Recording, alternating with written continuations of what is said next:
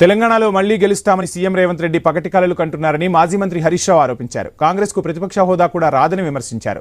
ఎన్నికలు ఎప్పుడొచ్చినా కాంగ్రెస్ కు వచ్చేది సింగిల్ డిజిట్ మాత్రమేనని చెప్పారు. ప్రతిపక్షాలు కనీసం ప్రశ్నించవద్దా అని నిలదీశారు. ప్రశ్నిస్తే కేసులు, విచారణలు, విజిలెన్స్ కేసులు అంటున్నారని మండిపడ్డారు. తమను అరెస్టు చేయాల్సిన అవసరం ఏమొచ్చిందని హరీష్ రావు అన్నారు.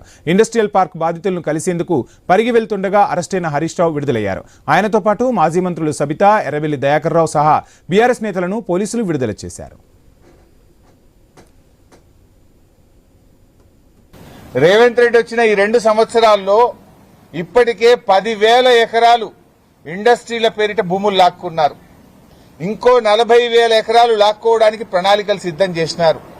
రంగారెడ్డి, మేడ్చల్, సంగారెడ్డి, వికారాబాద్, భువనగిరి, ఈ చుట్టుపక్కల హైదరాబాద్ చుట్టూ ఎక్కడ ఎస్సీ, ఎస్టీ, బీసీల అసైన్డ్ భూములుంటే అక్కడ ఇండస్ట్రియల్ పార్కులని చెప్పి నోటిఫికేషన్లు ఇచ్చుడు, భయభ్రాంతులకు గురి చేసుడు, ఇవాళ భూములు లాక్కునే ప్రయత్నం చేస్తున్నారు. మీ మేనిఫెస్టోలో చెప్పింది ఏంది?